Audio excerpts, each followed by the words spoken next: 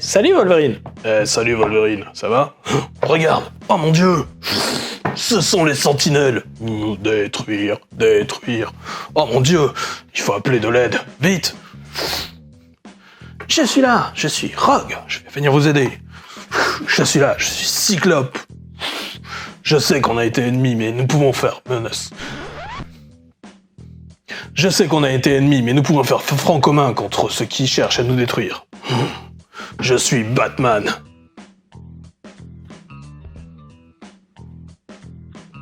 Tu n'as rien à faire là, Batman. Quoi? Vous préférez l'aide de qui? Angel?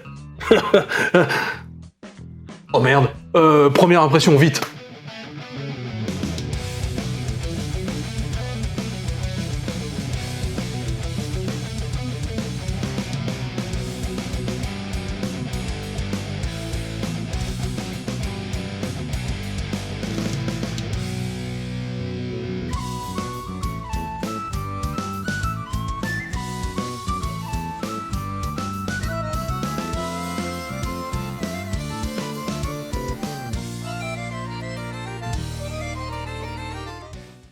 Et donc oui, bienvenue dans un première impression, où là pour le coup, on va revenir sur quelque chose qui est un petit peu hors continuité, voilà, un petit récit comme ça, qu'on peut lire sans connaissance aucune de l'univers Marvel.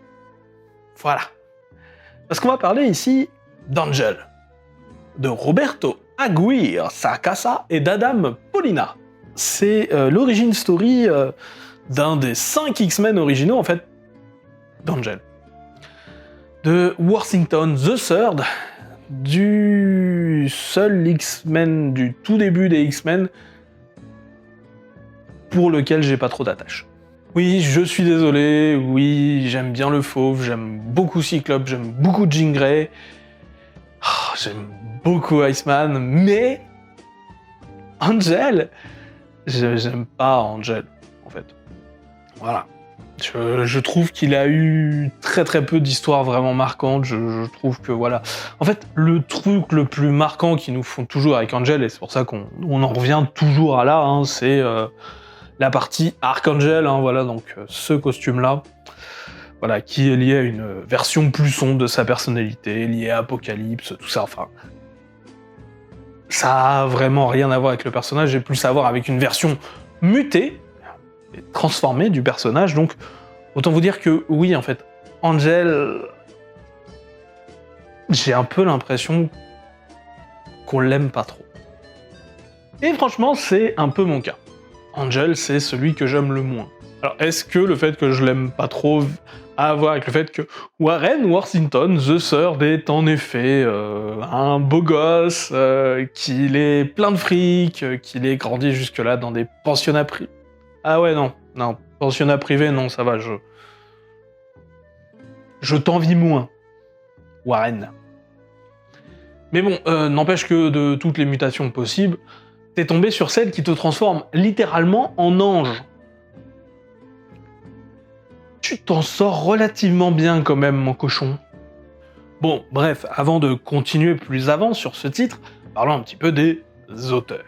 Le scénariste Roberto Aguirre Sacasa, et bien en fait, tout simplement, il a été plus ou moins connu en fait chez Marvel pour avoir lancé plein de trucs, hein, et notamment la série des 4 Fantastiques dans Marvel Knights, en fait. Et d'ailleurs, cette série Angel, en fait, qui normalement s'appelle Angel Revelations, parce que voilà, le livre des révélations, la Bible, Ange, tout ça, tu comprends, est aussi normalement une série du label Marvel Knights. Même si c'est pas du tout marqué sur la version française que j'ai ici dans les mains. Il a fait aussi du Sensational Spider-Man, il a fait aussi du Nightcrawler, donc Diablo. Donc voilà, il a quand même fait pas mal de choses, mais avant ça, en fait, il écrivait des pièces de théâtre. Bref, c'était un auteur plus reconnu dans le monde de la littérature, parce que ça aussi c'est de la littérature. Voilà. Et donc du coup, en fait, il a surtout été débauché ensuite par Stephen King, en fait, pour faire un peu pas mal de trucs autour de The Dark Tower, vous savez, la tour noire, tout ça. Voilà. C'est pas tout à fait ma tasse de thé. Et donc si je suis là, c'est pas trop pour Roberto Aguirre Sacasa, non, c'est pour Adam Pollina. Alors, Adam Pollina, normalement, vous l'avez connu un peu dans X-Force. Voilà, c'était un très très bon dessinateur, il a fait de très très bonnes choses, il a un style qui marche très très bien. Mais bon, moi c'est pas là que je l'ai connu.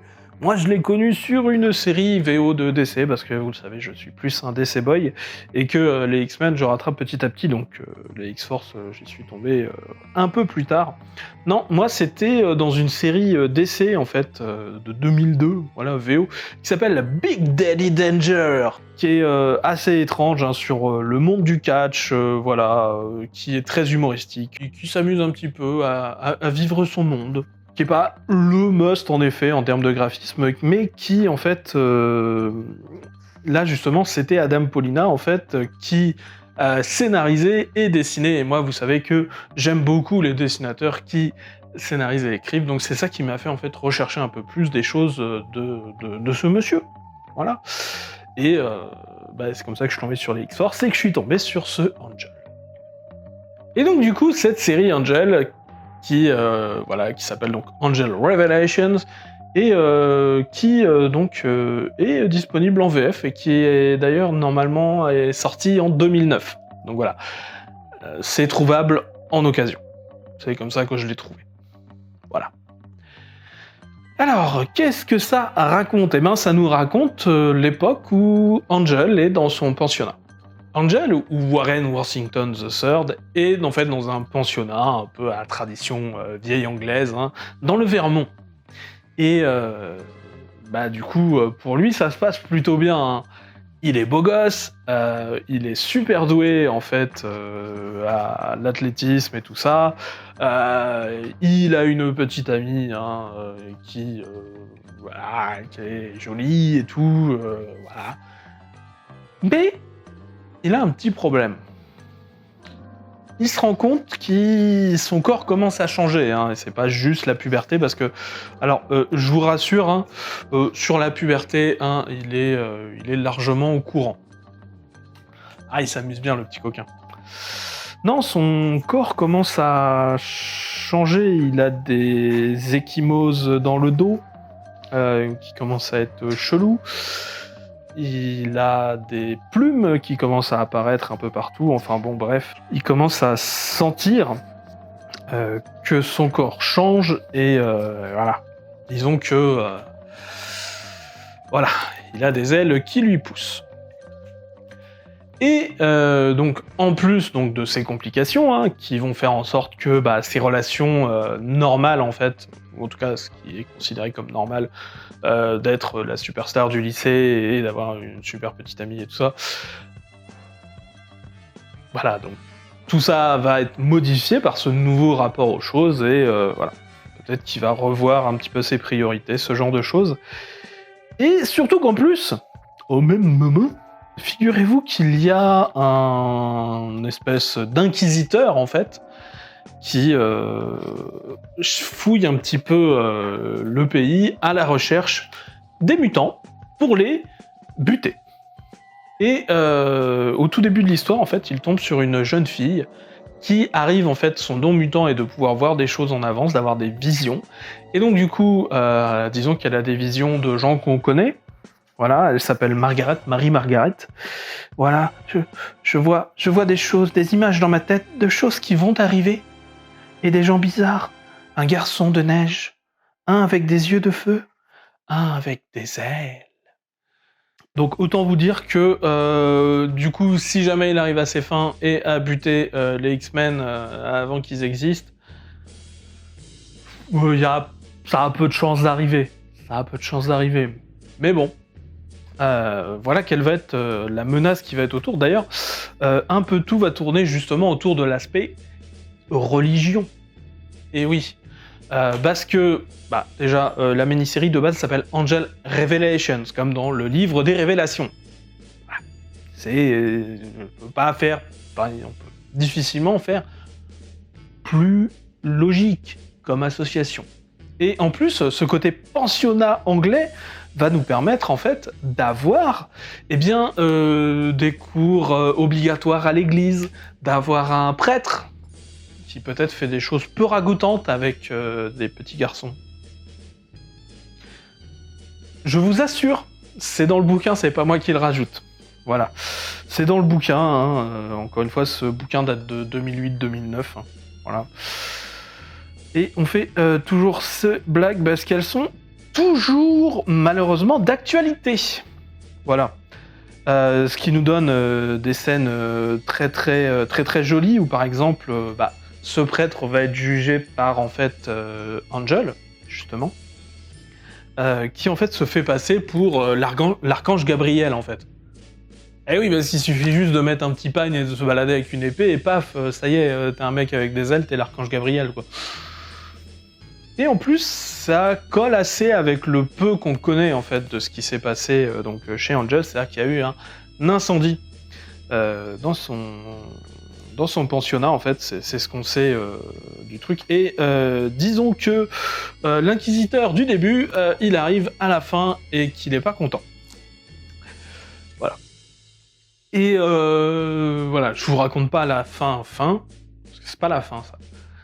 Mais c'est plutôt pas mal. Voilà. C'est plutôt assez bien écrit.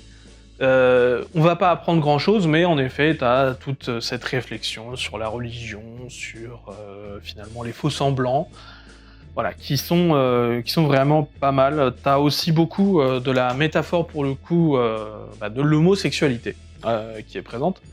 Alors, elle est présente autour d'Angel via un personnage, en fait, qui, lui, serait possiblement attiré par Angel, et par aussi le côté un peu filiforme et pas mal de choses autour. Enfin, on a un style de dessin. En fait, Adam Paulina, ici, a un style de dessin que je trouve, par contre, extrêmement joli, putain.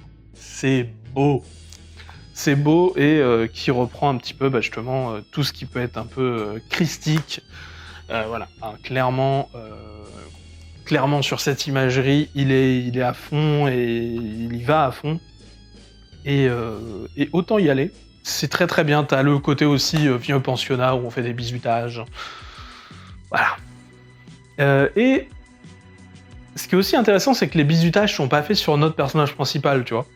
Quelque chose qui aurait pu être fait pour renforcer le pathos, pour voilà. Tu vois, qui irait contre justement le truc que j'ai contre Angel, que Angel il est un peu trop parfait en fait. Et je pense que beaucoup de gens ont peut-être sur le personnage, en tout cas moi je sais que voilà, Archangel, Angel ou Archangel en général c'est pas le personnage vers lequel j'ai envie d'aller parce que j'ai rarement vu des histoires intéressantes faites avec lui, et encore une fois, là quand on doit faire souffrir quelqu'un, c'est quelqu'un de son entourage et pas lui. Voilà. Lui, le seul truc qu'il a, c'est « Oh mon dieu, il a des ailes ». Bon, et c'est un mutant, et donc il est haï, voilà. Encore une fois, l'inquisiteur, quand même, il le cherche pour le tuer. Ça, on respecte.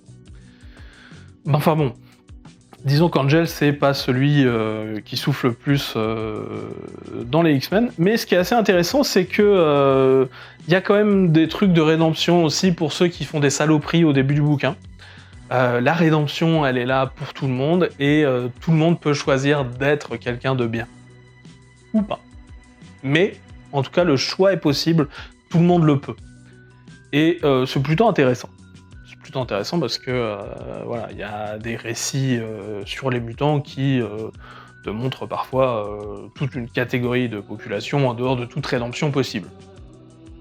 Là, ici, non, on est toujours sur un récit aussi sur la religion, et la religion catholique, et une religion qui se base beaucoup sur, normalement, la rédemption. Hein. En gros, dans la religion catholique, pour la faire simple, tu nais en étant pécheur. Voilà. Tu es né, bon t'es coupable. Voilà. C'est comme ça, les gens avant toi, ils étaient coupables. Toi aussi, et tu dois passer toute ta vie à être meilleur pour espérer en fait être jugé digne à la fin. De t'être racheté des péchés de tes ancêtres d'il y a Adam et Ève. Normalement, dans la religion catholique, tu peux pas plus au-dessus. Tu es né humain, tu es coupable. À toi de te démerder pour rattraper ça. Alors, j'en parle avec d'autant plus de facilité qu'en fait, j'ai été catholique pratiquant pendant très longtemps. Ouais, c'est quelque chose que je crie pas sur les toits parce que je ne le suis plus en fait. Justement de par ce côté, vraiment c'est la religion la plus moralisatrice qui existe. Vraiment. Hem, Pourquoi t'es coupable à la naissance? Enfin, c'est pas très logique tout ça. Voilà, je trouve en tout cas. Et voilà, il y a aussi des choses, voilà, moi il y a eu une époque où en fait je souhaitais pas forcément vivre et voilà, c'est une personne en fait, qui faisait partie de mes amis, qui elle était malade depuis très longtemps mais se battait pour vivre et c'est elle qui est morte. En quoi c'est juste? Me demandez pas. Voilà. Depuis, je suis agnostique, si vous voulez tout savoir. C'est-à-dire que je crois qu'il peut éventuellement y avoir quelque chose. Éventuellement. Ce quelque chose pouvant être tout et n'importe quoi, tout comme le hasard. Le hasard peut être une force, et c'est une force en laquelle je peux croire. Mais clairement pas quelque chose qui existerait dans des écritures qui viendraient de la main de l'homme. Là, je me suis beaucoup révélé, là, pour le coup. Voilà. Mais voilà, c'est pour ça que je m'y connais généralement beaucoup sur la religion catholique, c'est parce qu'en fait, je l'ai beaucoup pratiqué, en fait. Pour tout vous dire, je l'ai pratiqué, j'ai été baptisé, bon, ça j'étais trop jeune pour m'en souvenir, j'ai fait ma communion, c'est moi qui ai demandé.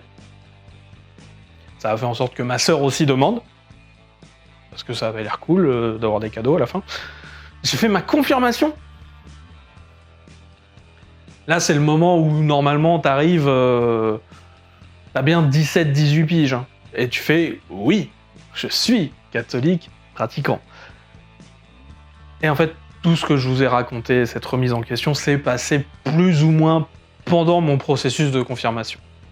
J'ai continué le processus, parce qu'il était lancé, parce que c'était plus simple, puis bon, on sait jamais, ça pouvait être un doute passager. Il se trouve que non, le doute n'était pas passager. Voilà. Aujourd'hui, je suis agnostique. C'est-à-dire que je ne suis pas athée, au sens où... non, si on vient me dire qu'il y a un truc, je dis ok, peut-être. Voilà. Mais clairement, je ne me reconnais dans aucune des religions qui sont présentes sur cette terre. Voilà. Même pas le pastafarisme, et pourtant, Dieu sait que j'adore les pâtes. Voilà, et c'est peut-être pour ça aussi que j'ai bien aimé ce bouquin.